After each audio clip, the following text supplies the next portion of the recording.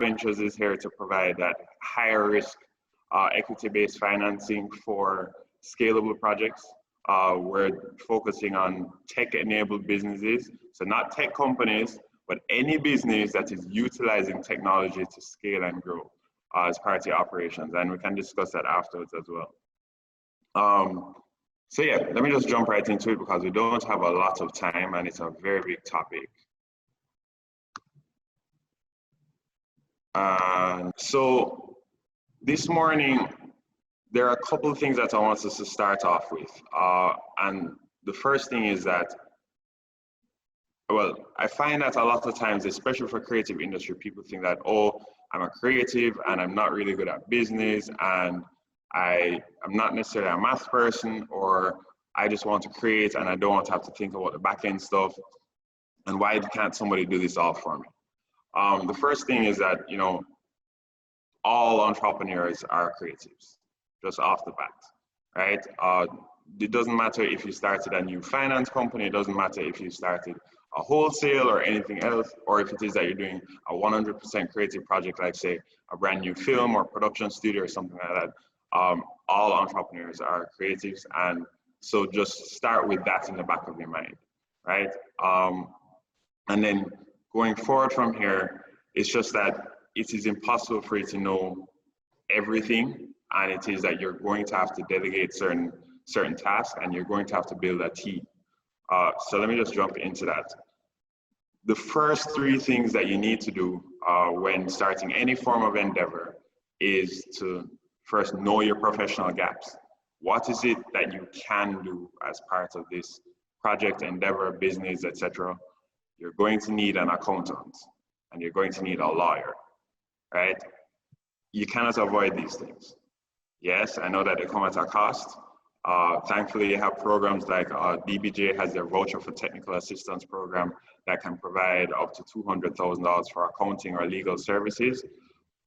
And there are other programs available as well. Most lawyers and accountants will do some amount of pro bono work once they're aligned with your passion and vision as well. But just know that you do need to have both an accountant and a lawyer, and the sooner that you identify one and realize that you need to work with them is the easier life is going to be going forward. All right. Let me just touch back on knowing your professional gaps. It is impossible for you to know everything. You can come to this training session, you can do 20 more training sessions, fine, you might have a high level idea of it, you might understand how things flow into each other, but you are a subject matter expert in your specific area. There's nothing wrong with that, and it's very important that you actually push in and press into that fact. Your experience is what allows you to execute on what you want to do. It's what allowed you to come up with the idea, the concept, so it's what allowed you to execute in a certain manner to bring this to fruition. That is a valid and valuable skill that you need to appreciate and to understand how much of that you need to focus on and allow other people to focus on other areas that you need support in, right? So yeah, first three things. The next thing is, you know, is it a project or is it a business? Well, I like to treat everything as a business. If you set up just as a regular project, it doesn't necessarily mean that it can't become a business, etc. But it doesn't mean that you should treat it any less than a full business as well. A project has all of the elements that a normal business would have. I mean, you have to have a budget, so you have expenses, you have to know how it is that you're going to cover them, you have to know how it is you're going to execute, you're going to have to know about quality, etc. So whether you treat it as a project being, and let me just highlight a difference being, if you're running a production studio, you'd say it's a business, but then if that production studio is creating a film, a short film or animation, then you say that's a project. Really and truly, I just view that project as just a product of the larger business. If you're doing something for the first time in any way, just treat that as an initial product or a minimum viable product that you're going to build on going forward, because everything is a journey.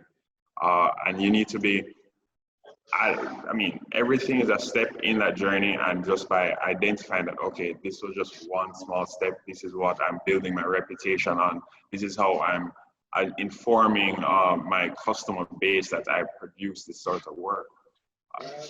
It's just one small element of it, right? And then, so once again, either a project or a business overall, whichever way you want to treat it, it requires some key things. Passion, feasibility for time, feasibility for resources,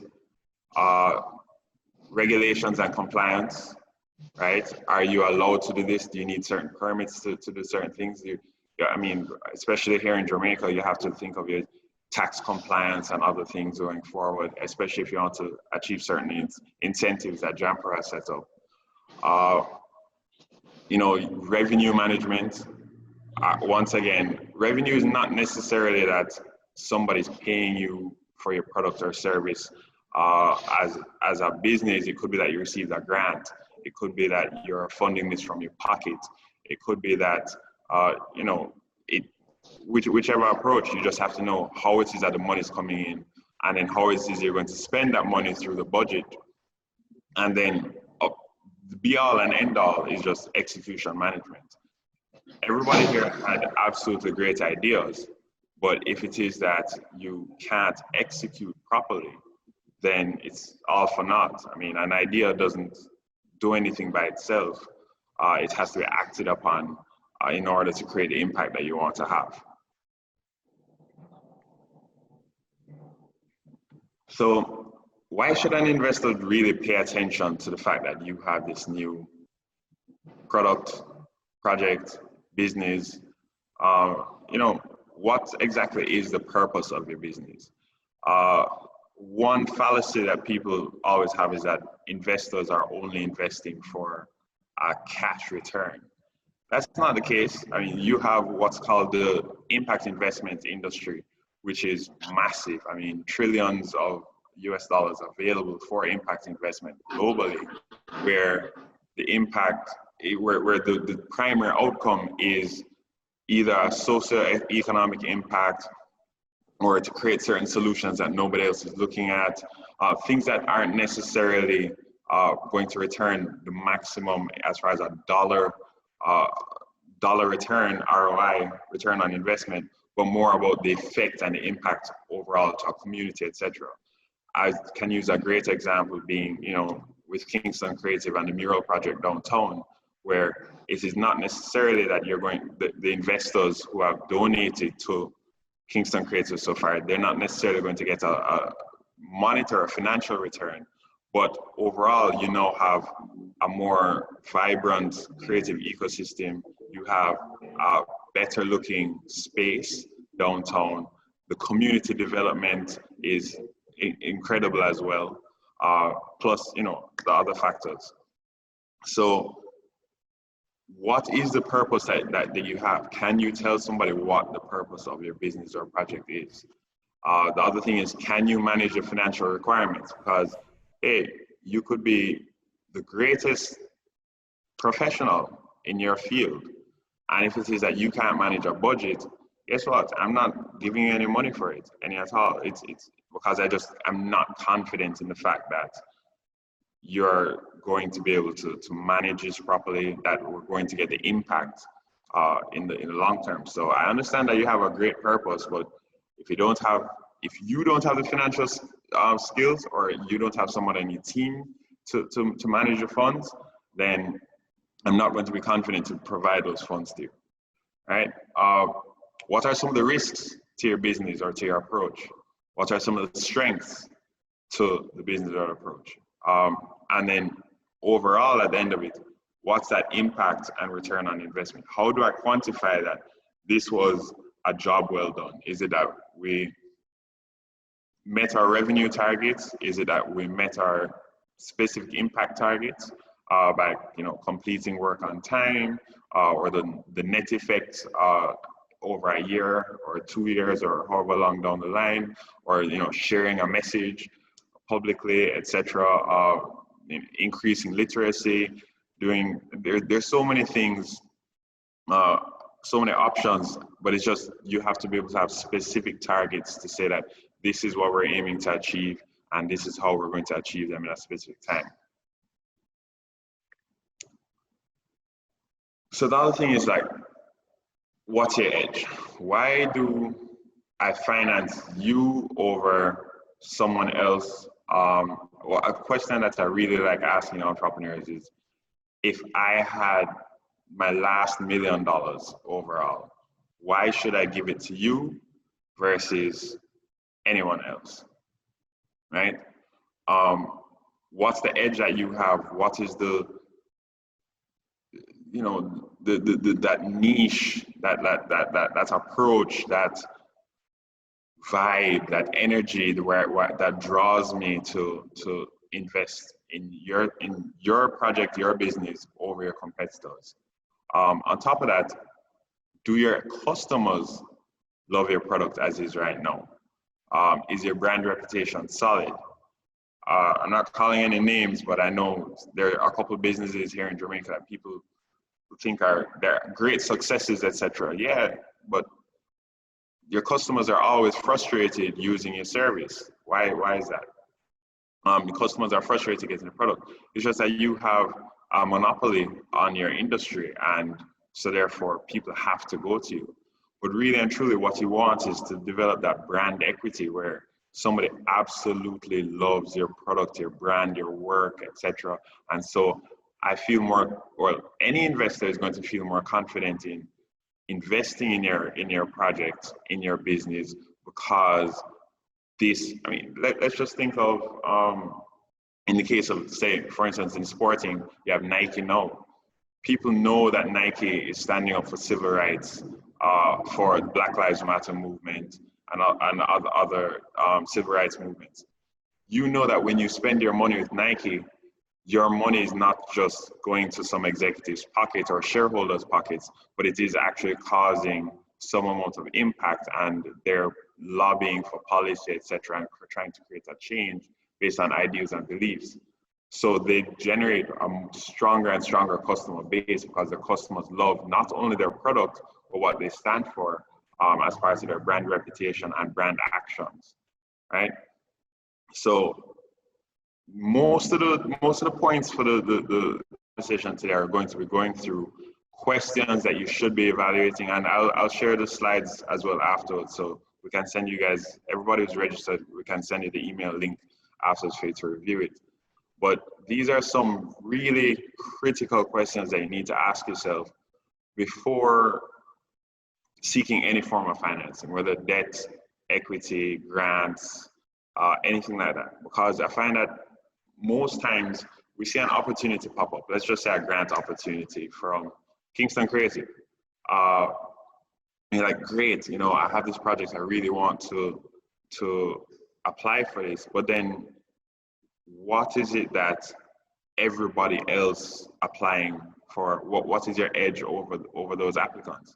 Because it gets very, very, very frustrating to constantly be pitching, applying, the amount of time required to invest in resources to apply to all these programs, and then constantly get a no, no, no, no, no. And really, if we spent a little more time on the approach in the first place, then it would save us a lot of time on the back end. And I don't know, how do I communicate this better? But basically, you need to spend that time up front on visualizing the concept and what is the impact you're trying to achieve, etc. overall, rather than just, I have an idea, I think that I should apply for funding for this, and letting the financier convince themselves as far as this should be funded. That sort of energy, when you are confident in your own work, in what you want to do, in your own execution plans and strategy going forward, that carries over through all of your documentation, through the language that you communicate, through the conversations that you have, not only with directly the financier, but also with your peers, your customers, etc., and builds up general momentum that allows you to carry things forward. that momentum is also what's going to keep giving you hope and allow you to maintain your energy going forward, especially if you hit some pitfalls, etc. Maybe the first couple of people said no, maybe the first 10 people said no, right? But once you are confident in that and have that rallied support system around you, then you're energized to keep on moving forward. All right, so as far as doing great work, you have to be able to quantify value, right? This is a slide I've had before. It applies to some business and not all. If possible, to record case studies, feedback, successes of what you've done before. If you haven't done anything before, you don't really have any material or content to feed into this. But this is, if it's your first project, then by all means, make sure that you set this up from the get-go, that you're going to be recording the steps along the way so you can demonstrate to anyone else for future projects that you have the capacity and experience to manage projects going forward. So the next thing is make sure it's measurable, right? You might have said, boy, Dmitri, what I'm working on isn't quite measurable. Everything is always measurable, whether it is that you set a deadline and you met the deadlines on time. So if you had 30 tasks to complete, well, we achieved all of our tasks at a 90% completion rate on time.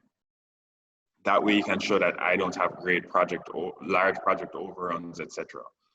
See how else in your industry people are measuring the certain factors, statistics, variables, so that way you can compare it. So it's like, well, most creative projects tend to have budget overruns of 50%, but I actually came under budget by 10%. Or most projects overall normally run over time by 30%, but by using agile methodology, I managed, or waterfall or something else, I managed to keep it on budget overall, right? The other thing is that if you know all of this stuff, because you have it recorded and it's measured and you have all the comparable data, you have to be able to organize it for publication or review. Having a stack of papers or a giant Excel sheet, or however it is that you manage your data, or maybe it's just a stream of emails, doesn't help anyone to get transparency into how it is that you do business or execute your projects. So you need to be able to organize it all together in a way available for publication or review. So if an investor comes and says, how do I know that what you're saying is accurate? Say, well, here are the receipts, right? And then directly as part of your public relations and marketing strategy, start using this data.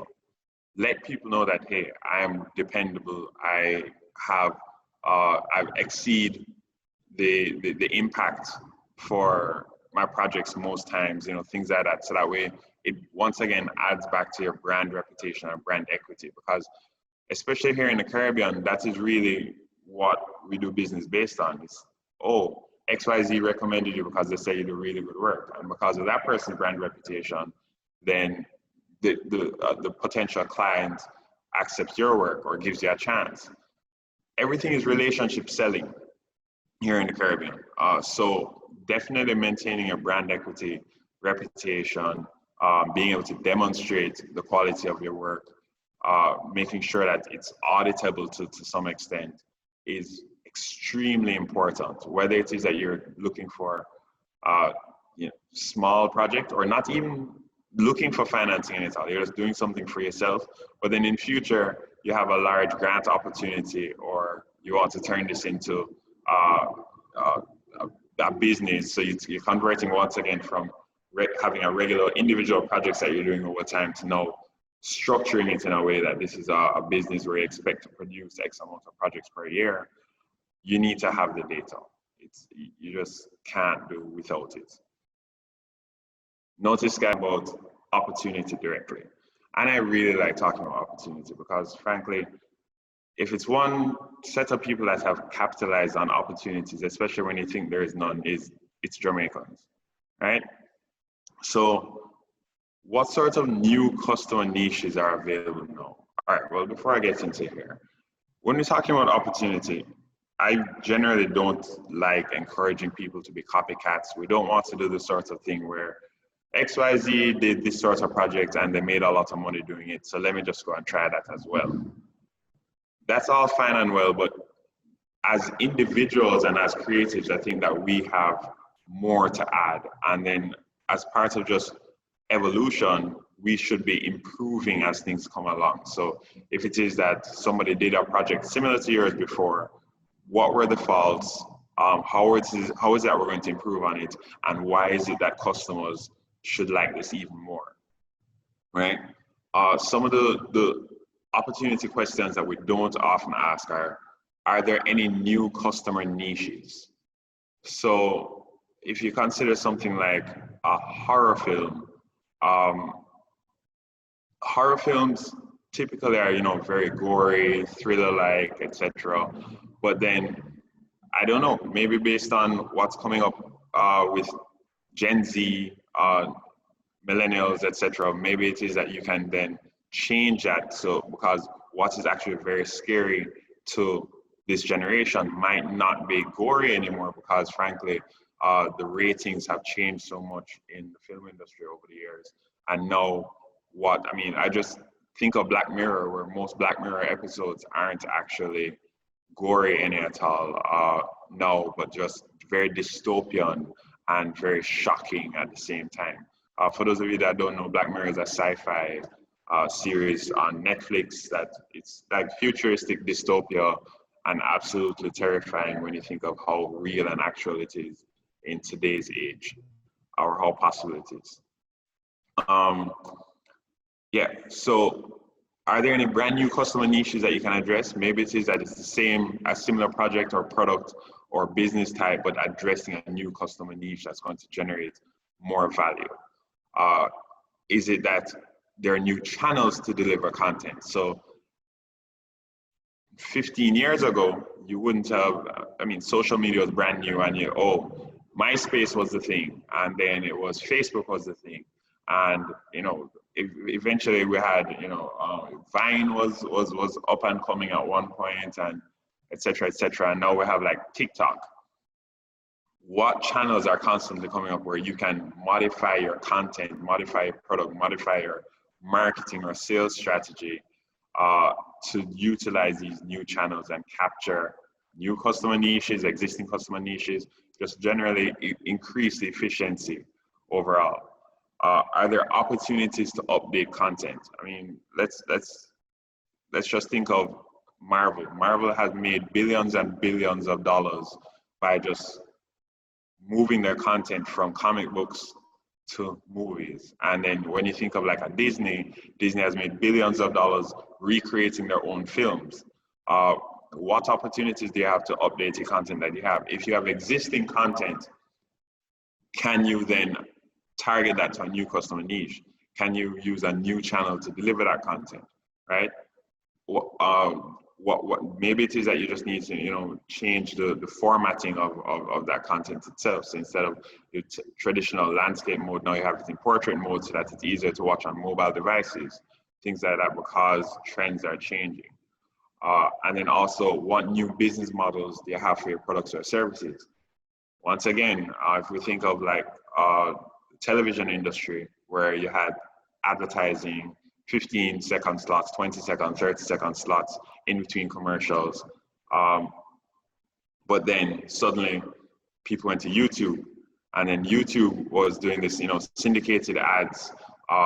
But then the payout became less and less for creators. So then here comes Patreon and affiliate marketing and all these other things to subsidize that. And then now you have this, absolute revolutionary platform being OnlyFans, which originally was not created for pornography, but because they did accept it, is now this massive platform and is making many creators hundreds of thousands of dollars per month at a very high margin directly to their bank account. So what business model can you use for your projects and services? Is it that you're going to start pairing applications with your content? Is it that you're going to start changing the way people consume it? Are you going to charge annual or monthly subscriptions to your portfolio, or I don't know, different things. There's so many brand new business models available that if you're considering using a business model that is traditional, you should probably consider something else, because there's just a better, newer way to do things that does have a steeper acceptance curve, but most times you find, especially if you put it into Excel, and work out projections over time, that it ends up with more value. And once again, we're talking about sustainability. So we don't want to use approaches that give us revenue for one shot, 6 months, 1 year. We're trying to, mostly the entire world is switching to recurring revenue-based models where you can get paid for content, work, services, time and time and time again. That doesn't work for every project overall, and so you're going to have to evaluate. But really and truly, you need to properly evaluate what makes sense for you, your team, and the time and effort involved. There's a particular artist that I love buying artwork from, and every time I buy a piece of art from him, I actually pay him more money than he told me, because frankly, his pricing is horrible. But I do this because I understand what it takes for him to conceptualize that piece, the time it takes to create that piece, including the downtime in between, the fact that you have to hang this at a gallery, the fact that you're going to have to wait for payment afterwards, all of these things. Does your pricing model or business model factor in all of that? Does it factor in the weekend that you spend trying to come up with how it is you're going to get this done, plus the weeks of planning, plus the materials that you have to buy and have on hand, plus all these other little factors? Because at the end of the day, you say, okay, great, I created this piece of art, but it didn't just take you 1 weekend to paint it. It took months of work in preparation before, plus years of studying before that, plus all the years of practicing and honing your skills, plus all the wasted pieces that you didn't like that you decided to destroy or not to sell, or whatever the approach was. So you have to make sure to match the right business model for proper sustainability. Otherwise, nobody wants to be the poor, starving artist, if I want to be real. It's very imperative that we're able to support the lifestyle that we want to live now. I'm not talking that everybody should, be out there driving brand new cars like Rick Ross or something like that. But whatever that lifestyle is, and what you think is a reasonable and feasible goal for yourself, and what would truly support your happiness and existence, is something that you need to work out how much that is, and then backwards calculate how much you need to charge for your work and in what way to be able to support that. And this is a very heavy and serious point that I want all of you to consider going forward, because we're not talking about get rich quick, but we also want to make sure that you don't have to worry about providing for yourself and your family from a healthcare, education, general livelihood manner overall. For one thing, especially for 2020, I'd like us to put a struggle mentality behind us and make sure that we are charging proper pricing for our work. If it is that we're in a market, say Jamaica, that does not value your work to that extent, by all means, please export to other markets that will value your work, that makes it feasible.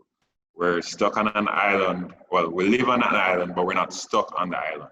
We're participating in a global marketplace where you can sell stuff online anywhere. You can do things online and let people know about what your work is, and just be a global citizen and earn money internationally, right? So think global, not local. I know it's a cliche term, but I'm very serious.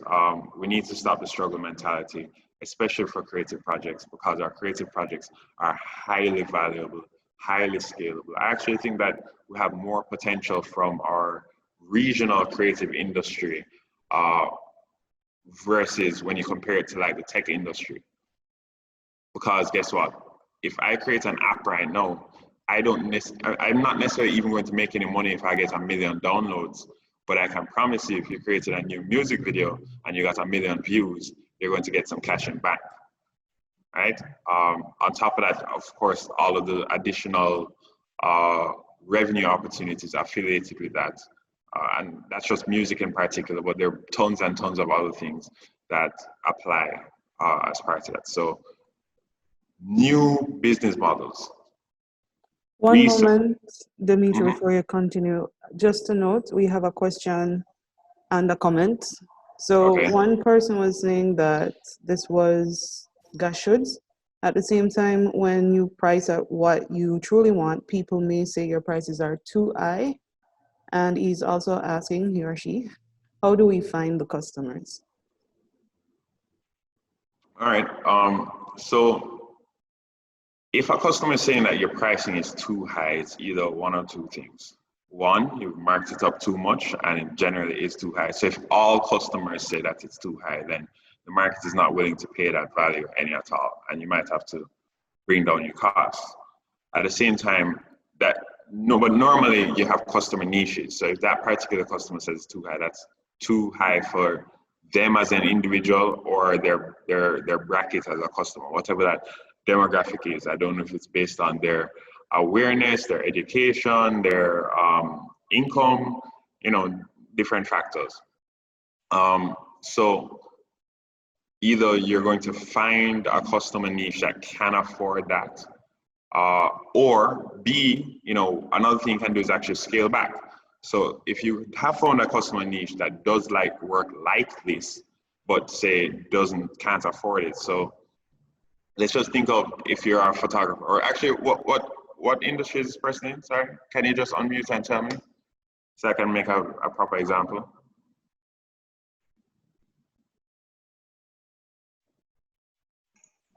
Art industry. In which industry, sorry? Art, illustrations. Illustrations? And animation. And animation. Perfect. And you're doing this for the public or directly selling it to an agency, or what's your end customer typically?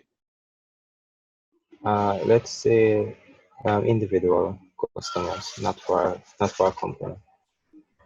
So if I said that I want to do an Instagram video, but I want it illustrated of me instead, then I come to you and ask you to create that? Yeah, let's use that as an example. All right, great. So that's a great example. So basically, from an illustration standpoint and animation, you'll find that you have a lot of competition now from tech platforms. So you have, I think I've been seeing a ton of ads for Toonly. I know that Canva has been doing a bunch of work, and there are a ton load of other apps available as well. First thing you have to be able to identify, share with that customer what is the differentiating factor of your work versus them using a cheaper service. Let's just say that they went on to Fiverr and they just put out a thing and said, I'm willing to pay $50 for somebody to convert this video into an animation. And some, student in India who can subsist off of $3 a day decides that they're going to do it for $50 because it's easy work for them. You should be able to, as I said before, communicate your differentiating value as far as, I don't know if maybe it is because you understand the person's culture better. You don't have to have those cultural differences or language barriers as part of it, in just the way the ergonomics is not the thing, but the way the body movements, etc. work as part of animation or what people find attractive or not, because once again, different cultures have different approaches to things like that. And then otherwise, if it is that, that once again, meeting customer expectations, that customer might be expecting something very, very simple, whereas yours has a whole lot more detail. So maybe it is that you could actually cut back on the amount of time and effort it takes to put into this work because their expectations are actually lower, and you can create a simple animation or illustration to meet their needs at that price budget. Alternatively, if it is that you are focused on your key point is that you have very detailed animations, or you're using specific software that allows you to I don't know, has some greater quality or something like that. Maybe you do 4K instead of regular HD. I don't know the exact term, but maybe it is that, once again, different customer niche. You need to be focused on a customer that wants that higher quality service, maybe that more that higher concierge, or maybe they want shorter delivery timelines, or they're willing to take longer delivery timelines, whatever it is. The key for that, I think, as far as finding customers, a great way to do that is using Google Trends. So Google has a trend service where you can basically look up a keyword, and it will show you how often people are searching for that keyword and who's the top result for that keyword most times. So if somebody was to say Google custom animation, then you can see how many people are searching for custom animation on a daily, weekly basis, and as well which links they normally go on. So that way you can customize your marketing strategy to meet those keywords. Maybe it is that your existing website for search engine optimization, or not even the website, let's just say your Instagram or other social media pages aren't using specific keywords, or you're not using the hashtags as part of your post. Using like Google Trends, you can then start adding in the correct hashtags so that your posts come up to customers searching for services like that overall. Right. That's a great question. So basically, you have an existing business model, and that is how you're earning funds now. Your customers are following that business model. You have a set pricing, strategy set already, etc. But you are doing research. Say maybe you spoke clearly about the frustration that is identifying and creating a new business model, and it is a very tedious process. This is where I highly recommend to everyone to have a business partner, somebody who is very versed in, well, not necessarily versed, but willing to do the research and legwork into finding what's the next business model and how it is you're going to integrate it into your business. Once again, please treasure and protect the fact that you're a subject matter expert in your area. And so if you are not a very strong business person, align yourself with a strong business person, whether that be a mentor, whether it be a business partner, or whether it is that you're going to hire someone to create this for you.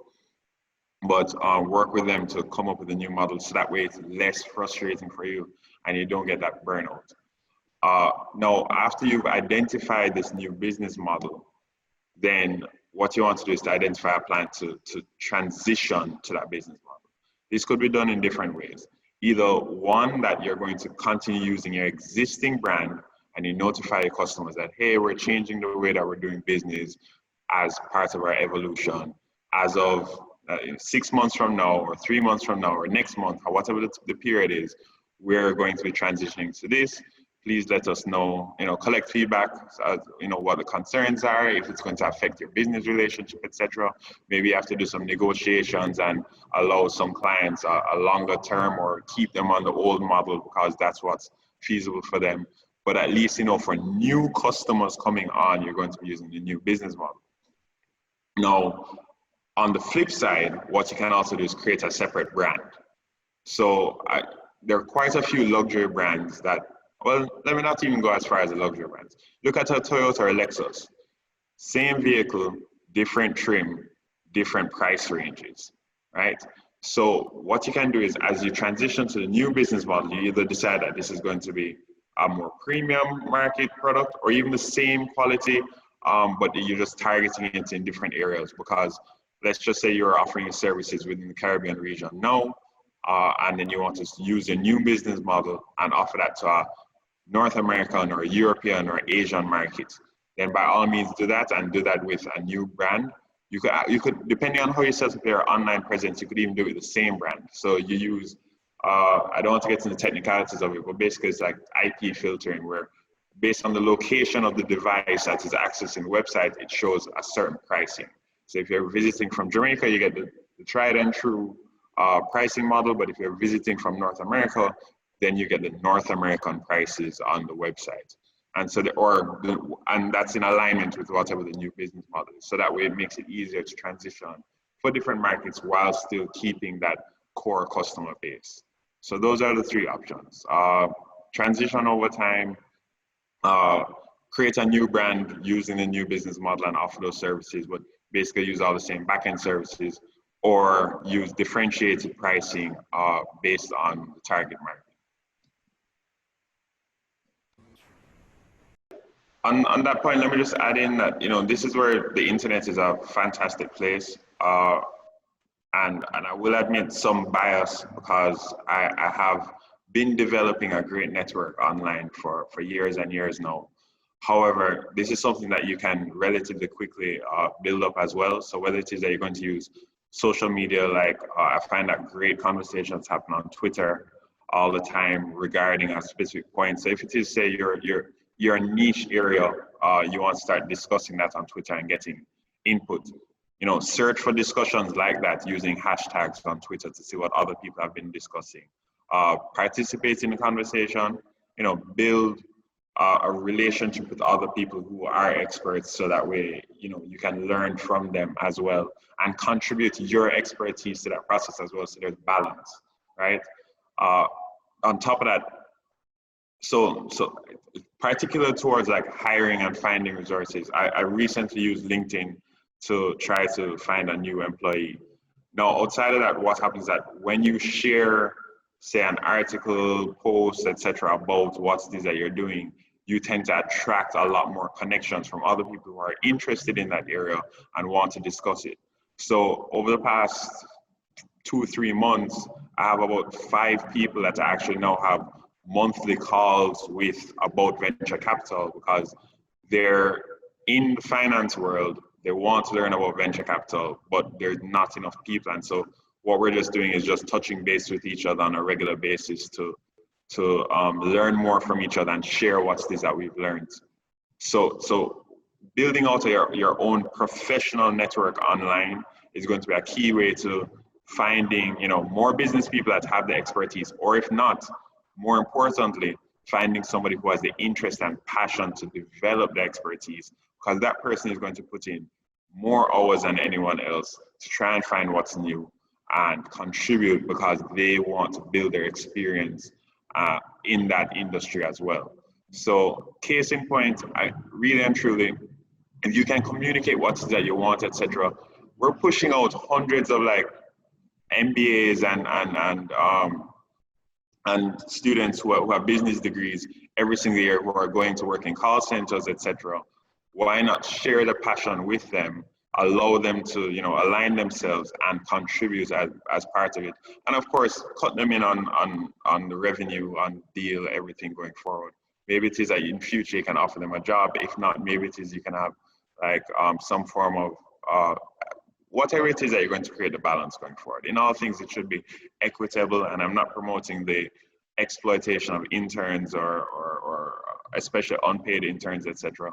But make sure you have an equitable relationship with people who are passionate about what you're doing, and share the knowledge through that professional network. But I would highly recommend talking to either Sagicor First Global Bank or NCB right now, because they've made it so much easier to create your e-commerce accounts. I promise you, it is still frustrating, but it's a whole lot less frustrating than it was before. And I actually have a few contacts at different institutions, so I can share those afterwards if you'd like. Okay, so here is our first element of math, business, etc. And really and truly, this is just the most important factor that I think everybody needs to understand in your project, business, whatever it is that you're doing. Because once you get this, then everything else becomes a whole lot easier. Everything else you do in business matches back to what's called the cash conversion cycle, which is how long does it take you to make money from what you invest into the business, right? This factory here in the middle says inventory turnover, but just consider it not just inventory. I mean, if it is that you have products, if you're making products, then by all means, but if you're doing services, just think of it as your capacity to deliver those services as well. So to briefly explain, let's say this is your capacity, or this is the products that you have on hand. You provide these services to a customer, and then that customer then has to pay you. In some cases, you're paid upfront. So the customer just gives you cash on delivery. In other cases, you give them payment terms, let's say 30 or 60 days. At the same time, you purchased elements to provide this service or products. So that's your accounts payable. If it is that you have a service-based organization, your accounts payable every single month includes your salaries that you have to pay, your utilities, your rent, other expenses, right? As part of that, you receive goods or services from these suppliers or vendors. So your team does work. JPS gives you electricity. Your internet service provider gives you internet sometimes when they feel like. But yeah, everything goes into this capacity and ability to produce the products or services. As a quick example, does this allow markup? Can't bother that now. As a quick example, if it is that you paid staff to generate a new project, you then provided that to the customer. You paid the staff for 2 to 3 months to create it, to provide it to the customer. The customer then takes another 2 to 3 months to pay you for it to come back in. You have just waited 6 months as part of a cash conversion cycle. Ideally, what you want to do is to bring this to as narrow or slim as possible. And let me give you a nice example. If you're providing a product or service, let's just say you have an e-commerce store and your customer is paying you upfront, your cash conversion cycle actually starts from the front. So let's say you're providing a service. The gentleman who was doing the animation services, custom animation, his client comes to him, says, I need the animation done. And he says, okay, great, I need a 50% deposit. The client started the cash conversion cycle. So he has a 50% deposit on hand. He then pays partners, etc., for goods and services. If he's doing the work himself, then he has to regular subsistence, his own salary, plus, as I said, your utilities, other expenses that are going out in accounts payable. You'll be able to produce the work and you produce it afterwards. Maybe you get another 50% then, or maybe they had already paid all of the money up front.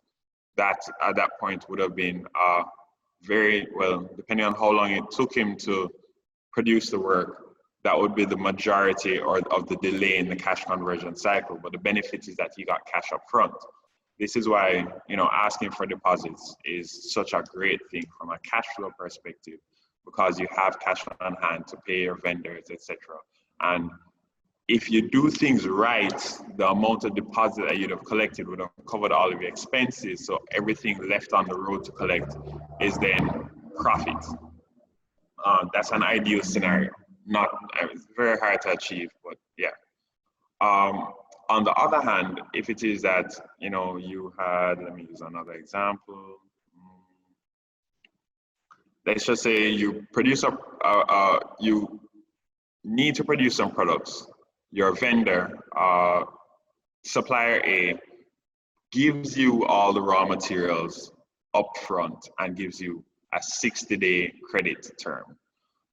You then create your inventory of products based on the raw materials that you have.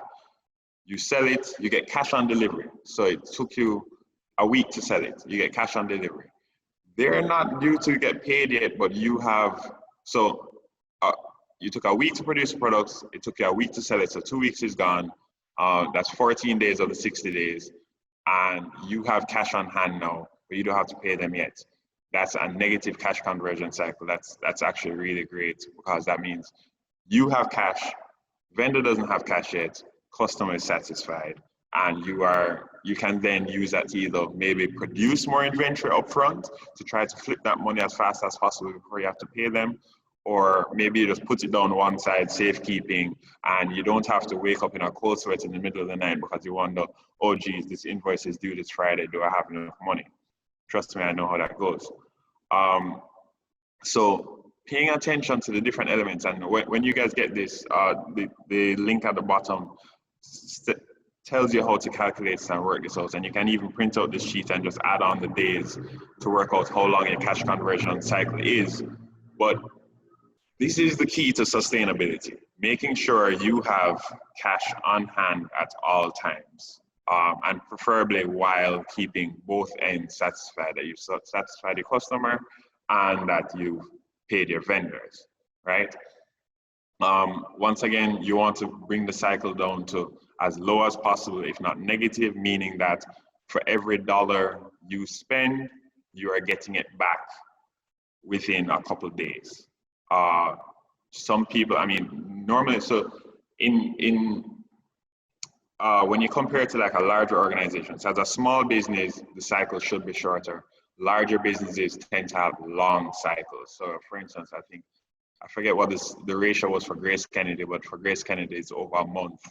I think it's actually closer to 3 months as it takes them to get their cash back, because they might have ordered inventory from some overseas supplier that has a 60 or 90-day lead time. It takes time to ship, everything come in, list them, put on shelves, sell at the supermarket, and the supermarket eventually pays them back, and that money comes back in. That's not something you want to avoid. A long conversion cycle as a small business as much as possible, right? If it means that you have to give some discount to customers so you get cash earlier, tell them like, hey, you know, if you pay me COD, then 10% off, or something else, some other incentive. Maybe actually, as a matter of fact, don't give 10% off. Offer something like 10% on your next purchase to incentivize them to order again, and that way everybody feels like they got value, but you in particular know that you have cash in the bank. Cash in the bank is paramount. It takes cash to care. It takes cash to maintain our sanity. At all times, the focus needs to be on cash. Even if you are not the business person in the business, even if you don't know exactly what this cash is for, etc., make sure that you maintain a positive bank account as best as possible, right? And then, of course, pay everybody as agreed to terms. And that includes the tax man, because they will come for you as well. So, yeah, that's the homework. That's the first piece of homework for everybody. And if it's one thing that you do leaving this workshop today, it is to work out your cash conversion cycle for your existing business or project or whatever you want to do in future, so you understand how best to manage these things. On Google Docs, the Google Sheets, which is their version of Excel, it has a template from zero that automatically builds out your cash flow template. Absolutely fantastic. I love it because what you can do is just enter sort of expenses and income that you expect coming up in just a list, and it will create a chart and show you what that looks like. Really, really great tool. It's for free. Most of you have Gmail accounts. If you don't have a Gmail account, you can create one and just access Google Sheets, use it as a template to have new business from zero, XERO, and use that, and yeah, great template. All right. And then, so once you understand the cash conversion cycle, then you go into the risks. In every single one of those steps and elements, what is the risk that something goes wrong? That's the part that you start like hedging. Okay, if the customer does not pay me within the 30 days that they've promised, can I still pay my JPS bill? Can I meet payroll? If my vendor does not provide the goods on time, will I be able to meet this deadline? If I can't produce the goods on time, can I still get paid in time to cover my, once again, payroll, utilities, overheads, etc.? So risk management falls directly into the elements in these steps. What can go wrong in each one of these steps, and how much buffer do I need to have so that if one step or multiple steps fail in a given month, 2 months, quarter, day, whatever it be, will I survive going forward? Because once again, you cannot afford to run out of money. Outside, I mean, you can always declare bankruptcy and say, listen, I can't pay you guys, and that's the end of that. You're going to get a lot of angry phone calls, and you're going to absolutely demolish your reputation. But really and truly, the main concern is just the mental health and the pressure that it puts on you when you have people calling you for money on a daily basis. It is insane. It is not something you want to do. And it's better to plan ahead and have multiple failovers if possible, or just not grow as fast. You know, slow and steady wins the race, rather than taking too much risk, taking a large order that you can't manage. Because I've actually seen quite a few businesses take a large customer, a large order, not be able to manage the order any at all, and it's actually crippled their business because they ended up owing their suppliers a ton load of money, and they didn't meet their customer deadline, and the customers don't pay them on time, and they default on their financing agreements, and it's a very nasty situation. So make sure you personally are comfortable with the risks you're going to take. If you personally are not comfortable with the risks, that is not a decision you should be taking, or you should not choose to go down that road any at all. Your business is a reflection of the people in the business. Your project is a reflection of your team. Make decisions on behalf of the team and actually get their inputs as much as possible as well. So that way everybody's on board, and even if things do go wrong, everybody's like, well, we knew what the risks were. But it's you sleep way better at night knowing that it could have gone wrong, and unfortunately it did, but you tried your best, versus I thought everything was okay, and you know, the rug gets pulled from under your feet. Once again, another very heavy point, but we have to remember the downsides of entrepreneurship and projects and just creating.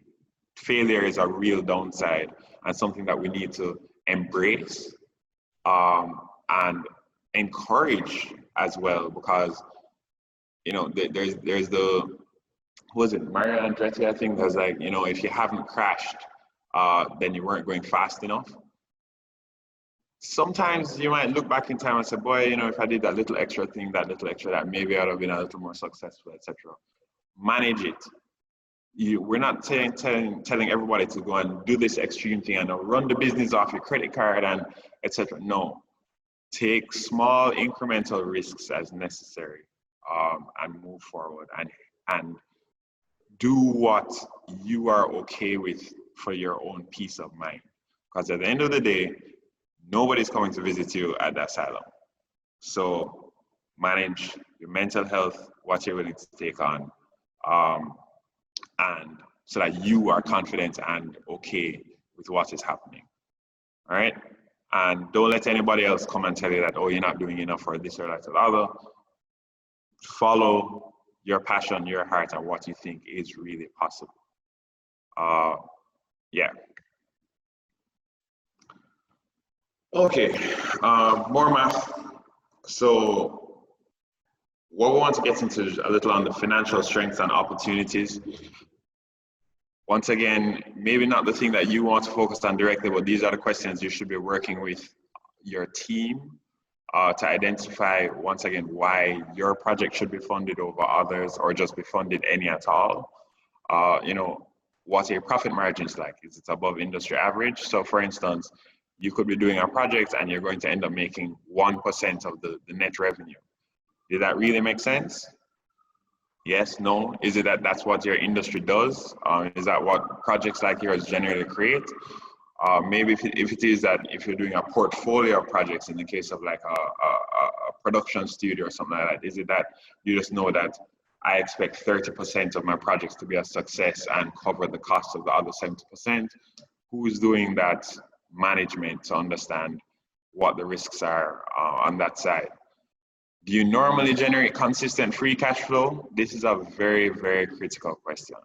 I know that most of all of us have had some form of an issue with accessing a loan or something like that from the bank, or even just generally opening a bank account. And they're like, oh, how much money do you expect to deposit in this bank account per month?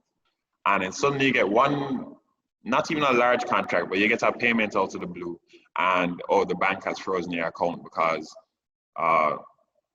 they don't know the source of funds or some other regulatory hindrance. But yeah, do you generate consistent free cash flow? That means money that is yours that stays in the bank at the end of a period, whether that's the week, the day, the month, the quarter, because that's going to, if it is that you do, you're more eligible to access, say, a regular loan from the bank, commercial loan, whether it be for a car, commercial property, your own home, things like that. Oh, I remember now, I'd mentioned it before, but I need to mention it again. Make sure with whatever you do, you set a salary as part of your budget. Do not leave the profit of the business or the project as your salary. Set a fixed salary that covers your base expenses at all times. You need this to go into your personal account so you can access your own financing opportunities, whether that is your mortgage, credit card, car loan, whatever it is. And then on top of that, it just makes budgeting and just life an easier process. From a tax perspective as well, there are also benefits of just doing that upfront rather than waiting on direct or drawdowns or however else you're going to access a salary otherwise. But yes, free cash flow, make sure it's in a bank account and that you can demonstrate it. If you're not generating consistent free cash flow, then I would say that's maybe an opportunity. Maybe you need to adjust your business model so you have consistent cash flow, or maybe not, depending on how you want to run your business. The other thing is, what's your break-even point? How much work or how much do you have to bill per month to cover all of your expenses?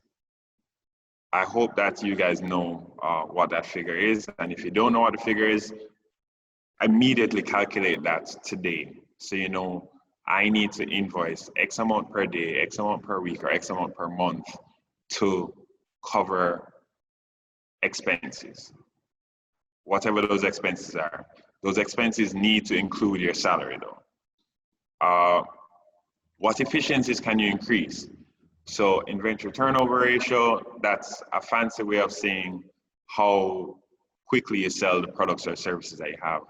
If it is that you have, so let's just say you're running services. So once again, an animation studio. What you'll have is you can produce X amount of minutes per month by capacity generally. Are you maximizing that capacity by, are you really producing 100 minutes per week like you're supposed to or not? I don't know. Alternatively, if it is that you own the IP of the illustrations that you've done, how often is that being viewed and generating more income going forward? Or what sort of licensing contracts have you sold this week, stuff like that. For regular products, how often can you, so if you can support a maximum of say 100 pieces of inventory, how often can you completely sell that inventory, re-up and sell it again, right? That's the inventory turnover ratio. Gross profit margin is just the initial amount that you get minus the cost of sales. So if you sell a product, that product cost you $10 to make, you sold it for $20, your gross profit margin is $10. That $10 that you have, let me rephrase that to make it clear. if you create a product and it costs $12, and you sell it for $20, $8 is that gross profit. 8 over 20, whatever that works out to be, would be a gross profit margin. And then so maybe what it is that you want to do is, can you start producing, instead of that $12, produce at 10 or 9 or 8? That's probably through higher volumes of scale, etc. But you'd be surprised. I've actually seen quite a few businesses that become feasible at a certain size of sales, because what happens is you're only selling one per week, so therefore the cost on that single product is very high. But if you're to sell 100 per week, the cost per product comes down and you generate more profit. And then the other thing is, how can a stronger cash position allow you to outperform your competition?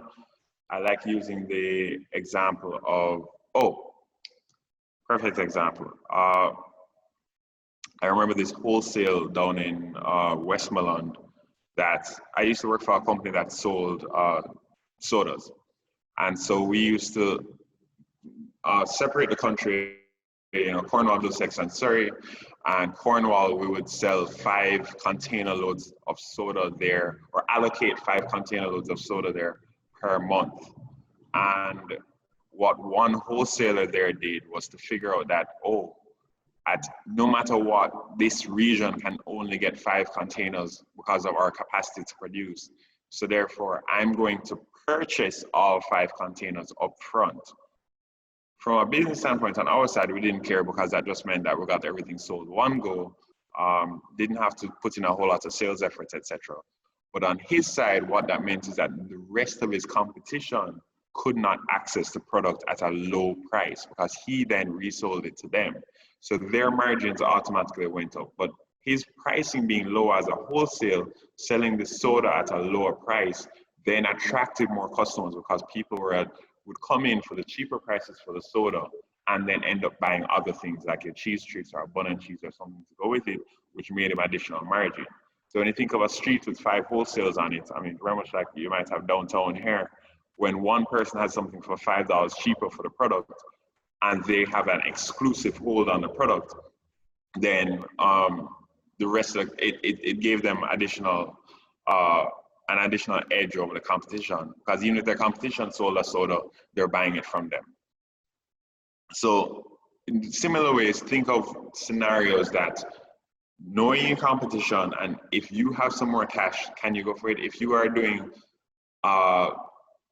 production of some kind, and you and a competitor are bidding on it, but you can afford to fund the production for 6 months up front, and they can't, then therefore maybe you might be more eligible to win that production, because you actually have the strength of cash, because otherwise they can't wait 6 months to get paid after you created, the content or whatever it is that you're producing. All right. Once again, mostly just questions that you need to ask yourself going forward in your own evaluation. How are we doing for time? Wow, way behind.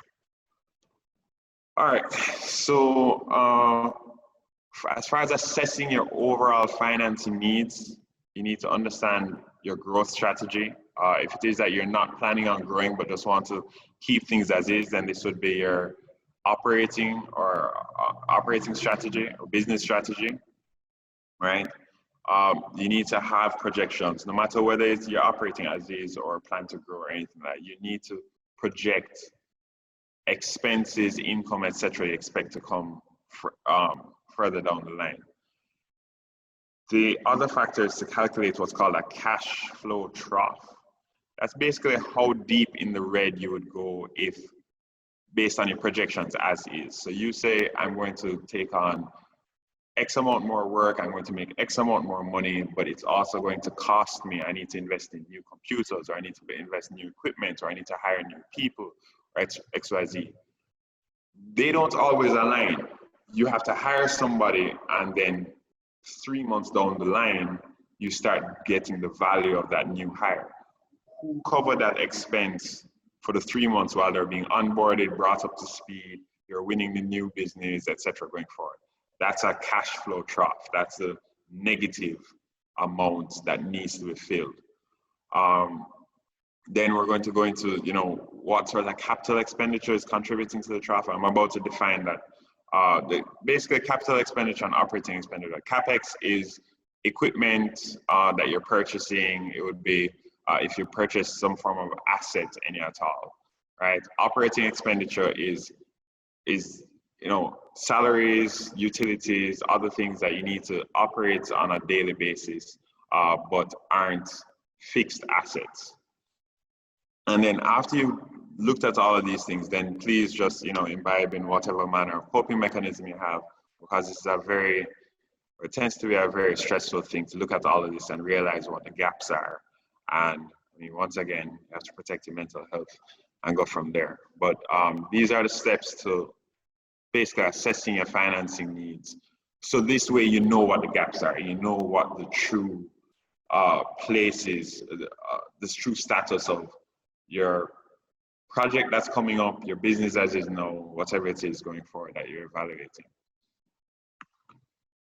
All right, CapEx, as I mentioned before, funds used to acquire, upgrade, and maintain physical assets, property, plants, buildings, technology, equipment, technology being direct licenses and not necessarily like a monthly subscription you do to a Canva or anything monthly subscription wise wouldn't count as CapEx.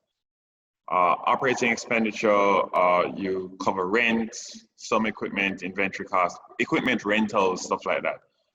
Marketing, payroll, insurance, research and development, etc. This is what I meant by the cash flow trough. I'm going to run through this so that I don't melt your brains. But basically, think of this as your cash in bank, including any financing that you got. So this is how you'd be looking at it from a projected basis. So you say, okay, for this project, I have a budget of $200,000 to execute it, right? So I start off at $200,000 here. This is cash from operations, meaning this is revenue that is coming in. So I have no revenue coming in any at all. On top of it, operations is actually costing me money. So right here, I've hired people, I've purchased in the middle, I've hired people, I've bought equipment, I've built out new inventory, I'm spending on marketing, etc., etc. This is the cash flow trough. This is the total amount that you've spent or have a negative from your operating activities because you're spending more money than you're bringing in. Now, if you had the right amount of cash, you just come a little above zero here. I recommend a little bit more of a buffer. You want like a 10, 20% at least, but it's not always possible. We all have seen that zero bank account balance, right? We need not tell no lies. So you have, this is the sort of investment amount that you'd need, how much you think you need to make sure you can stay zero and not go into this huge negative number. And then as your revenue and stuff starts increasing, your total cash available for you starts coming up. You have your break-even point right here because you're back above zero. So in other words, you're generating enough revenue per month to cover your expenses. And so it's above the zero line, and then you make more money. So we went from just above 200,000 to over 400,000 because we received some income through the sale or provision of whatever the product or service is. And so we have to pay back for that investment amount. We have to put some money in our pockets to get ready for whatever next we're doing, and of course pay the pay our taxes and vendors, etc., going down the line. Make sure to pay your taxes, trust me. So once again, there's a link for this in the slides that you'll get. I don't want to spend a lot of time on this because it's very tedious. I will have very limited time left. But yeah, that cash flow trough is absolutely the most critical thing. When you're considering how much you need for investment, it's not that, oh, I need 10 MacBooks and to hire 5 people, and when I add those two up together, oh, I need $10 million. No. What it is that when you do your projections and realize how deep into the cash flow negative you go, that's the investment amount, because the $10 million are just covering those two things. It might be that you have other expenses. Your light bill is going to go up. You have You have to, do some IT configuration. You need to do additional marketing, etc., etc. And so you're most times very surprised at how negative, especially depending on when your payments come in. You might say, okay, I'm going to start making money back by month 3 or month 4, but then the money doesn't come until month 5 or month 6. How do you survive that negative period? And that's the real amount of investment that you need going forward, right? The way to do this is there's a chart in Excel or Google Sheets or numbers or whatever you use where you create a cumulative graph. But the link explains how to create it. Once again, if you don't feel comfortable doing this, do this with your accountant or with somebody who's more financially inclined. Let me try to run through these. So calculating the impact of financing on a business. Not all financing is good financing. Make sure that you understand the difference. So how is this financing opportunity going to impact your cash flow on a monthly and annual basis? I'm speaking specifically to when you're offered or not offered moratoriums on loans, etc. A common mistake I see people do is take out financing. They don't get a moratorium on payments. So you order a brand new piece of equipment, you have to pay payments immediately on that loan, but the equipment doesn't come for another 3 months, and it takes another month to configure it and another month to start making money from it. They have to make 5 months worth of loan payments before you start making money off that equipment. That's a horrible scenario to be in, unless you have the strength of cash then, by all means. What's the true cost of the capital? Does the company benefit most from the deal, or do the financiers? And once again, we'll come back to the equipment. Let me not call any names, but commercial bank A lends you $10 million for this equipment. With interest and everything, you in total end up paying back the commercial bank $15 million. Are you going to make $15 million off of the equipment in that same time? Yes or no? Don't work for the bank, make sure you're working for yourself. If the financing does not make sense, then it doesn't make sense. Find another way to scale and grow the business. And that includes bootstrapping. Ownership and governance impact. If you're thinking of like taking equity or maybe even grants, you will have governance impacts on the company. How will it change the company itself? And so typically that doesn't require any governance, meaning somebody joining a board of directors or having any covenants over your business. So therefore that is the least onerous in regards to governance. But then if you got a grant requires reports. They might require an advisory board, other things as well. Same thing for equity, that they want some form of influence in how the business is run. So make sure to evaluate that. Demonstrating sustainability overall. Once again, coming back to our financier, you're demonstrating financial strengths and opportunities first, right? You're showing that it makes money, because if we don't make money, it don't make sense. If you're focusing on an impact basis, same thing. It's just, what is the strength of the impact that I'm creating overall? It must have a return, and the return, whether it's financial or monetary return or impact to community, whatever other means, it must be higher than the money invested. The other area is having a strong leadership team. You can't do everything by yourself. Make sure you have a team that you can delegate to, and you can demonstrate that this team is capable. And then the last thing is, making sure you do have good corporate governance or a strategy to implement governance. Not all of us can set up a board of directors off the bat, but maybe it is you start off with just a mentor that's advising you. Maybe it is that you're working with a cooperative, like for instance, you have the Book Industry Association of Jamaica. You have a whole lot of other different groups that are created that are there to help you with best practices and governance overall. So make sure to implement that, because at the end of the day, it cannot be, the responsibility is on your shoulders, but you need to be able to cover that responsibility in different ways by taking in other viewpoints from other experienced leaders overall, and making sure that things are done to a specific compliance regulatory perspective. And once you can show that, I'm sure all of you in here who have a TCC know are very proud of your TCC because of the amount of work that it took to achieve that TCC. Once again, demonstrating to any form of financier that you do have good governance and can maintain compliance is critical and key. Researching your finance options. For short term, you have microfinancing, medium and long term, you have commercial debt. You have alternative financing options like mezzanine financing and receivables financing. This is what, if you've seen ads from, say, Signos and Epley and a couple other organizations, that's the sort of thing that they do. You can read up more about it on their website. Commercial debt, of course, any of the commercial banks offer that.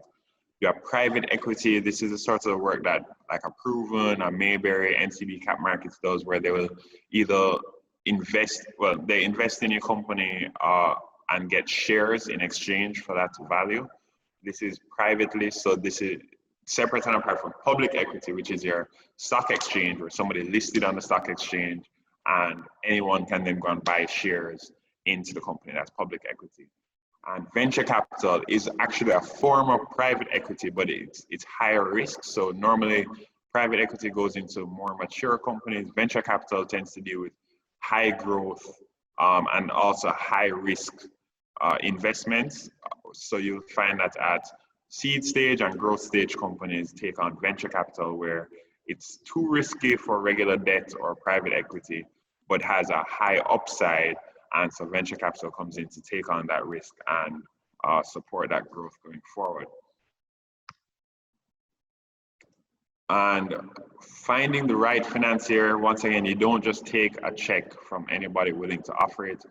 Research the deals that they've completed in the industry, look for negative outcomes of those deals primarily, to see how it is that they manage that. Or we're just talking, search Jamaica Green or company name and see what comes up, or lawsuit or something like that. I mean, things like that. Use your network to find finance contacts that can refer to. In other words, talk to your peers. Hey, have you ever gotten any financing? Where did you get it from? What was the experience like? Look at their website, take a look at their annual report to see their strategy, understand who is giving you money and how it is that they make money to see if you're aligned. And the other thing is that reach out professionally. You are not begging a financier for anything. You are offering a valuable opportunity, and it is for them to evaluate it and come to a decision. All too often, I really, really dislike how some financiers make people feel that, you have to jump through hoops and, share who your great grandmother was and all sorts of stuff. No, this is a professional engagement. When you have all of your criteria in a row, you've produced all of the documentation that I listed earlier, then you're just saying, here, this is all my data. I need you to review it and tell me if you're willing to finance me.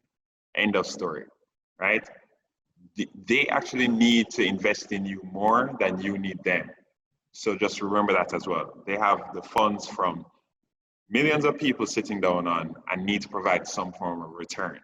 So we're not begging for any form of financing. We're not taking that attitude any at all. And yeah, that's basically it. We can do another Q&A session now. If you have any questions, you can tweet me on Twitter at YouthNJM, or questions that you don't want to ask now at YouthNJM. You can get me on LinkedIn. You can email me, Dmitri at graph.ventures. And yeah, let's just jump into the Q&A. Oh, and when I'm here in office at Kingston Creative Hub downtown, feel free to pop in. I know that we're going to be having some office hours and things like that as well. So, Shauna? Thank you so much, Dmitri. We do have a question from Mbuta. So, Mbuta, you can go ahead and unmute yourself and ask. Thank you, Sean. Mr. Dawkins, you mentioned something very important just now, as it regards, keeping your mental health, your sanity.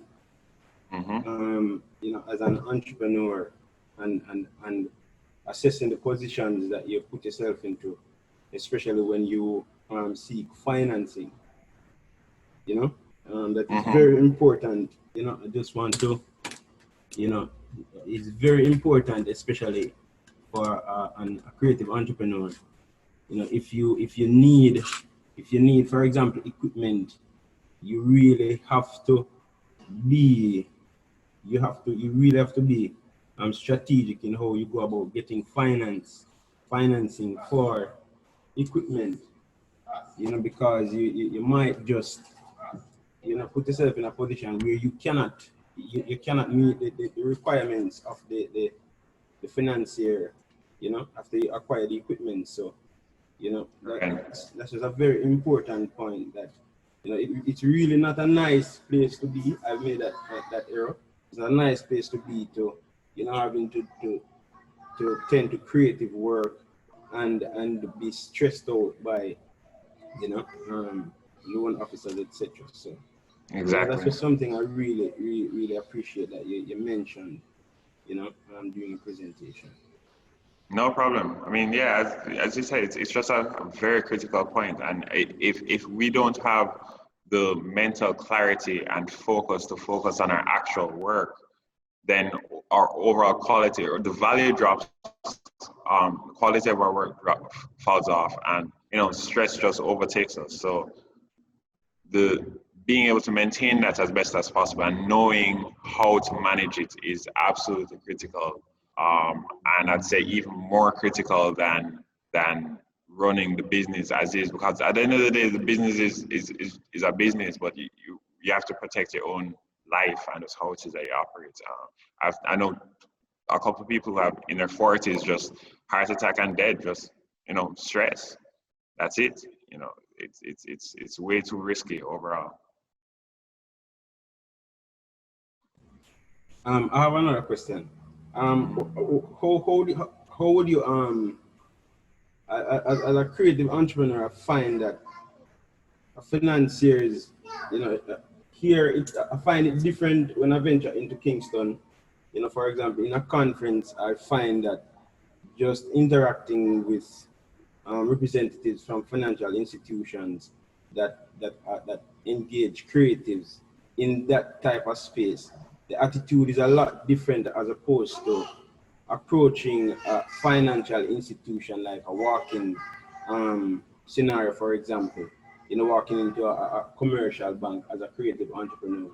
The attitude I find from a lot of the individuals that you have to interact with to represent these institutions, it's really a turn off, because a lot of them really do not understand how is it that as a creative entrepreneur, what you are presenting is in any way feasible. They don't see how, basically a lot of them give you the attitude, like they don't see how this makes sense. If you say, boy, you are a graphic designer, you might be corresponding with a loan officer, and a loan officer cannot see how you being a graphic designer working from home, how is it sensible? Why do you need $200,000 to buy one piece of equipment? So how do you what advice would you give to entrepreneurs in terms of seeking out proper financiers and options separate and apart from what is typically available for entrepreneurs, just in a general way? Yeah. So as you mentioned, it is a frustrating experience, and the cards the deck is stacked against you. From the point of, as you said, most financiers just don't understand. And because they don't understand, they're not willing to take the risk. I think that the best approach is to come prepared with all the documentation to demonstrate that you do know what risk is involved, and you can highlight the risk ahead of time. Oftentimes in sales, we try to share all the positives about something with someone. In finance, really and truly, it's an evaluation of the negatives, like what can go wrong and how is it that you've mitigated that risk. So in your approach to the financier, number one, you have to speak to the right person. Speaking to the average loan officer at a commercial bank in the lobby is most times going to be a very frustrating experience. We have allies to the industry. I mean, people at DBJ, specific people at different commercial banks who have a little better understanding of the project, of creative projects overall, that you can speak to. But if not, of course, once again, that's when I mentioned, being professional. If you come together with all of the details that for evaluation for let's just say a commercial loan, you want a loan, and you say, okay, I know that you have this product, I'm applying for this product, these are the requirements that you have listed, here they are, please send it on to adjudication, because most times the loan officer is actually just being hindrance to the overall process. If that application actually went on to the adjudicators who are more experienced and more savvy at most, and out their business, most commercial banks have a team of like 5 people that review all loans, and that's why it takes so long. But the 5 people sit down in a room, discuss the loan application, and say yes or no, and stamp it, literally with a stamp, right? So if by bypassing that initial loan officer and making sure that you have submitted everything in the documentation, when it gets to those adjudicators, who, as I said, are more experienced, more savvy, then you have a higher chance of success at that point, rather than that initial roadblock. Once again, just telling them, listen, this is my application, this has everything in there, please send it in to your adjudicator for evaluation. Other than that, I mean, we have, JAMPRO has been working on educating the finance space, especially here in Jamaica, on how to evaluate credit opportunities for creative projects, as well as equity opportunities. So as I said, they're like allies in different institutions, and I'm not sure if JAMPRO has a direct list of contacts, or if we can create one with Kingston Creative. Maybe that's something we can get done, so that you know exactly who to talk to for these things. Now, the final thing is just that let's talk about the value of the opportunity. So typically smaller investment amounts are easier to say no to because of the cost of doing that deal, in the sense that issuing a loan for 5 million Jamaican dollars requires the same amount of effort as 50 million Jamaican dollars. But if something is high risk, then it's less likely that somebody's even willing to put in the effort for that $5 million loan, because of just, it's unlikely to get approved because of the risk factor. And they view creative projects as high risk. So if maybe an approach as well could be to partner with, or to collaborate with other project holders, so that you have a portfolio of projects to fund in one go. And that way, you know that it's not a $5 million loan, it's a $50 million loan, and we have these multiple streams of income, and here's all the documentation. That's going to require more effort on your side, or on our side as entrepreneurs overall. But I think it's going to lead to a faster result, because what we need is that to start proving to the finance industry that this is viable, and have them take the risk and have successes to make the process easier and easier going forward. So yeah, no ideal answer yet, but I'll just be prepared, sending the documentation, and let's work with JAMPRO and Kingston Creative to try identify who are the maybe specific channels for you to apply for funding from a debt or equity perspective. Yeah, thank you very much, Mr. Thank you. And thank you for asking that question, Mbuta. We have another question in the chat from Gashud, and I'll read. As someone who knows little to nothing about business or financing or seeking investments, this sounds very daunting to me. Is there anything you would say to someone like me to encourage me to go down this road? If it's daunting, then you need help. So if you find it daunting, then first thing you've done is identify the gap, which is great. And then the next thing to do is just identify how it is you're going to meet that gap or fill that gap.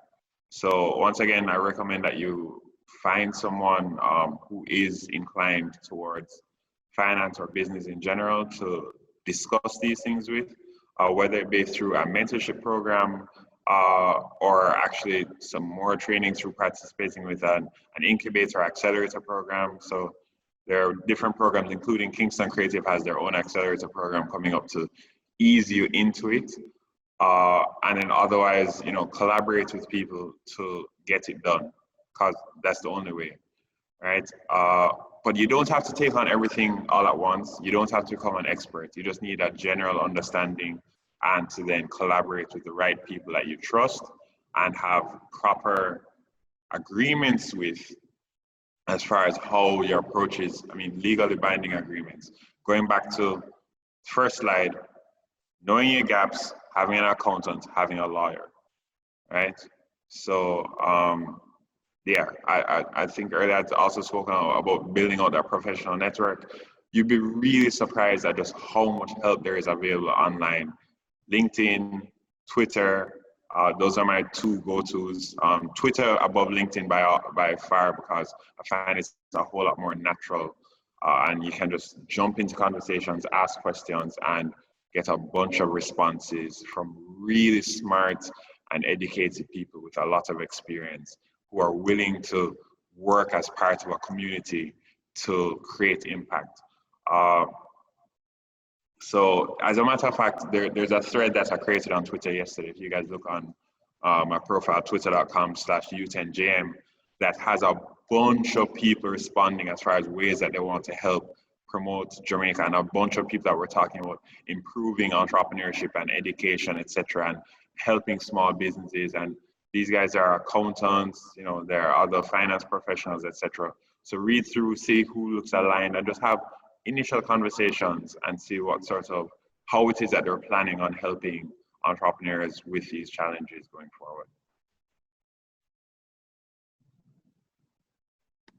Awesome point. Thank you, Dmitri. Is there any other questions that you guys would really want to hear Dmitri to talk about right now?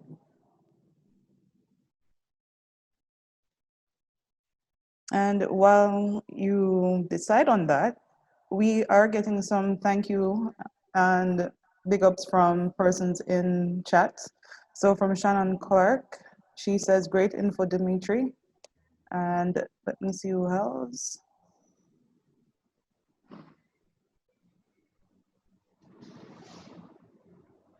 Guys, just overall, thank you very much.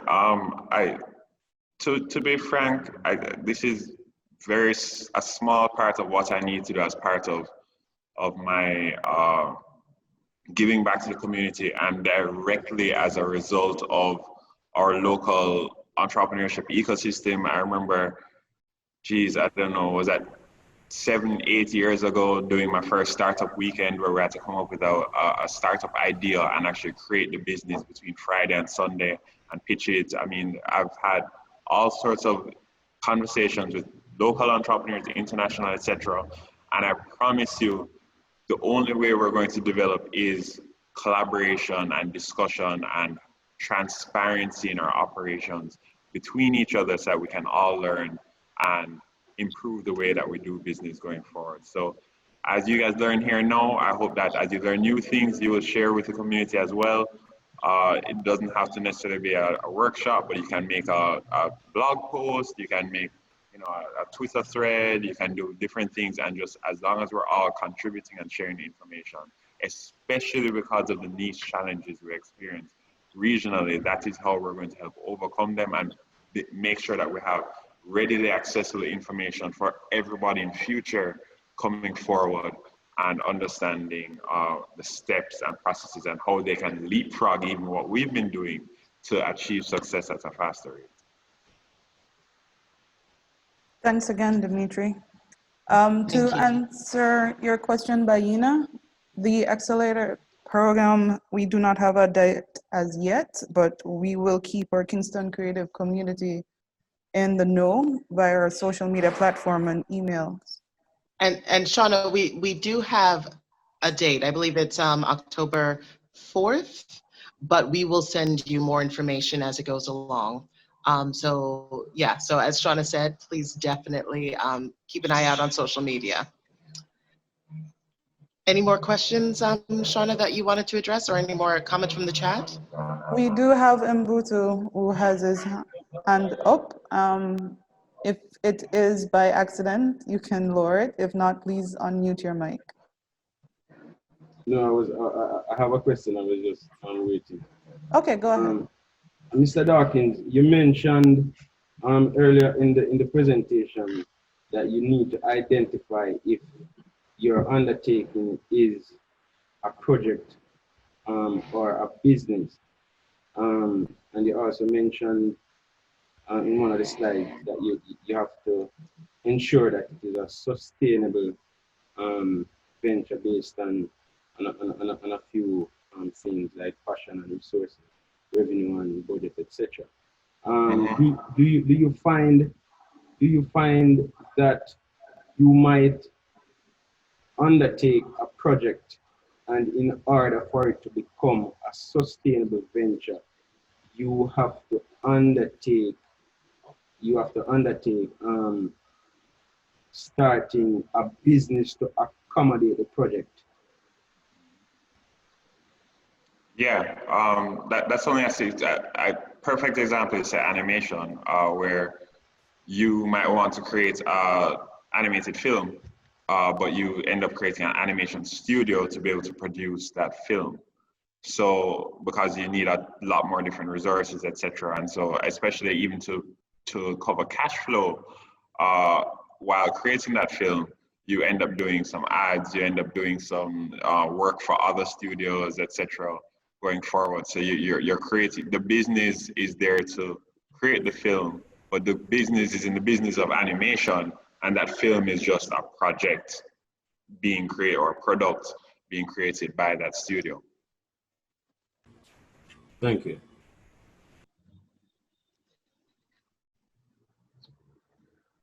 And I did want to just kind of circle back really quickly. Renee, you had mentioned that you were also open to answering questions. I just want to make sure that was still the case. And also to obviously thank Dmitri. This was really quite incredible. And there are a number of wonderful, get a chance and look at the chats. And there's some beautiful feedback for you there. So Renee, were you open to answering some questions? Yeah, I'm still here. I will have to go shortly, but I am putting an email address in the chat box. So if anyone needs to reach out to me or to JamPro, and I'll just let you guys know. So some of the incubator programs, we work with several partners on delivering some of those. So with Kingston Creative, but also with JAFTA, with JAN, which is the Animation Industry Association, with the British Council, with the World Bank, and with the CDB. So we have a variety of ways that we can help you to build out your, or to start finding new opportunities. So you can definitely reach out to my team to talk about any of those. And then the other way that we can help you, which I did mention in the chat, is if you are building up your company and you are at the stage where you're investing in capital expenditure or equipment or bringing in equipment from overseas, then we can help you to get certified to have access to duty-free importation. And other incentives and general, essentially, we're here to help you do business and to help clear through any of the red tape that you might have to have. A lot of the work that we're doing with the investor cohort that Dmitri mentioned is directly with the investor sensitization. So our goal there is to help the local investment landscape become more amenable and have a greater appetite for the creative economy, because as we all know, there's money in Jamaica. You know, people have money here and they're ready and willing to put their money into tourism or BPO or any other sector. But a lot of times they say, I'm really interested in the creative economy, but I need to see something work first. So, you know, we're trying to help them to kind of become more accessible to creative economy projects. But again, as Dmitri said, you know, they're looking for you to be able to check off the boxes that he just walked you through. So that's the ways that JamPro can help. And I'm gonna put an email in the chat box, but it's film@jamprocorp.com. So I will put that in the, oh, thanks, Tiffany. Tiffany put it in the chat box for me. So thank you, everybody. And thanks, Kingston Creative and Dmitri. Excellent, excellent, excellent. I took copious notes myself. No problem. And while we're on that, you know, if you guys need help from Jampro, but also, guys, if you have a major project or creative business that needs $500,000 or more in financing, and you already have an existing track record of generating revenue with your creative projects before, please send me your pitch as well, or email, etc., and we can discuss going forward, because I'm actively looking for creative enterprises to fund over the next 10 years so that we can have some really big successes coming out of the Caribbean. But once again, the size, I'm looking for $500,000 and up, and you need to be, I prefer some revenue generation that you've at least crossed the $300,000 mark or equivalent in revenue in a single year before, or as a project before. Okay, yeah, so you can wonderful. send Dmitri at graph.ventures. Yeah. Oh, great. I would just Awesome, like wonderful. to And we'll make sure that. go ahead. Yes, Shauna, please. I was Go going to ahead. go ahead and mention some mentions in the chat room. We have Keenan saying, great talk, Dmitri. Keem giving you his thanks. So to Olivia. And we also have from Kenya, yes, Kingston Creative, such a great initiative, and kudos to Jampro for your continued support. Cheryl J. Ilton, this was awesome, very informative, and delivered in a manner that was easy to understand. Thank you to all involved. We have Renee as well. Excellent presentation, Dmitri. Lots of really important information and takeaways. Everyone has homework to go do now. And a question from Now Meet Dre. Where is ideal for me to go to create a business plan for investor and banks? The easiest way is Sisters Inc. does business plans. You can get a voucher for technical assistance from DBJ, and they accept those as well. And they do business plans day in, day out for people. I just warn you though that a business plan is not something that you just go to them and say, write me a business plan for this. You need a ton load of information about your business to provide to them, because they're not writing it in the sense of creating a business plan for you. What they're doing is taking your information and consolidating it and communicating that clearly. So use the same questions that were asked in this presentation, record all of that documentation, and then you can carry that over to Sisters Inc. afterwards, and they can collate it into a business plan for you going forward.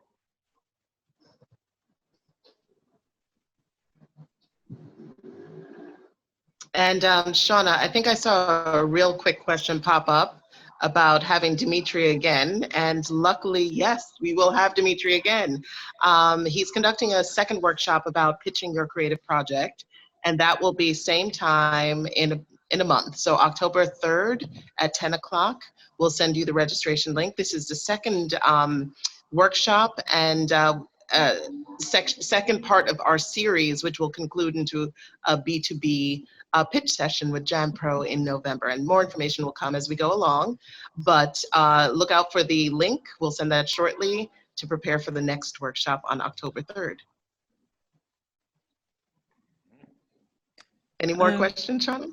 Also seeing a question asking where's the role of or MOF, Ministry of Finance, in this landscape. I'm not sure if Dmitri would like to take that on. Basically most of the work that MOF, as far as I know, is doing towards the industry is enabling Jampro and as well the activities through the Development Bank of Jamaica in the industry. So they allow the policies, etc., and of course the funding for either of those agencies to operate. Okay, I hope that answered the question. Another question? Sorry, it's Renee. I'll just add to that with the Ministry of Finance. So there are a variety of different initiatives that we're actually trying to advance a program around identifying funding and financing that's directly for the creative economy.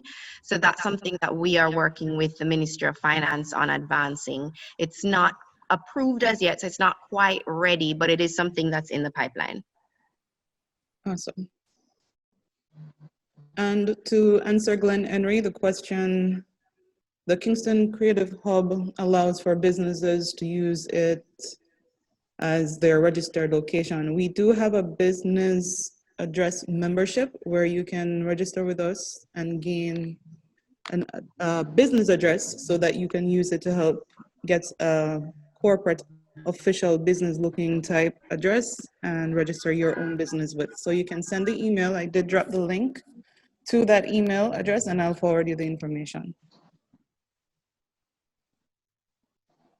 We also have Mbuta, who has his hands raised.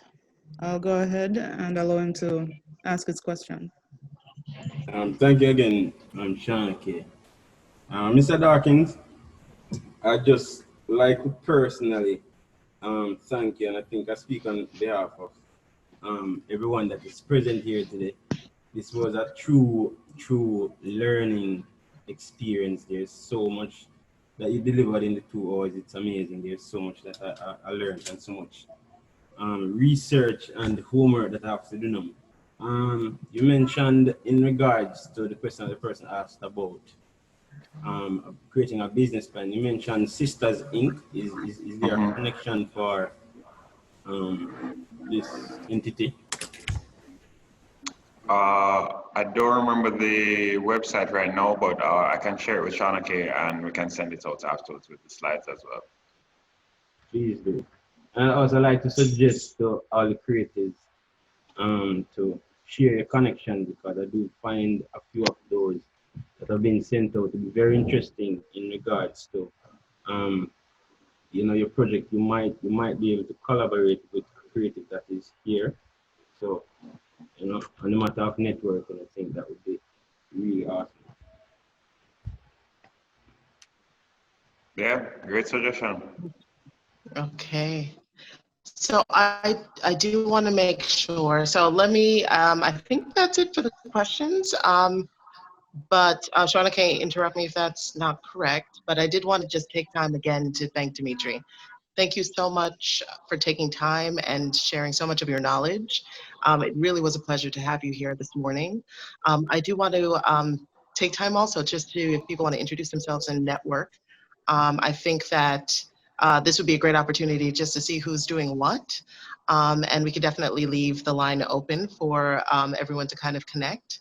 But Dmitri, thank you. It's such a pleasure. And we look forward to hearing more about what you do. And we certainly will continue to share your contact details to the people who have registered for the workshops, and look forward to having more as we move forward. So any last thoughts? I just thank you to you guys. Every time I have these sessions, I learn more. And yeah, I just encourage everyone to collaborate, stay on the call, introduce yourselves, etc. And the last thing being, you're going to financing overhaul is a very daunting task, but stick to it. And we're all working together to achieve more success for the creative industry and making sure that we can get financed. And I think that by us checking off the boxes and making the right approach, it's going to make it a whole lot easier for us to be financed locally and regionally so that we can all achieve the success that we want to have going forward. It's just a matter of the approach and sustainability of it overall. And I'm happy to participate in these sessions. The next session about pitching your creative business is going to be very critical as well as part of the financing steps. And it's all very exciting. So, yeah. Wonderful, wonderful. Thank you. So please continue. Open up, turn on your mics, and introduce yourself to one another and what you do.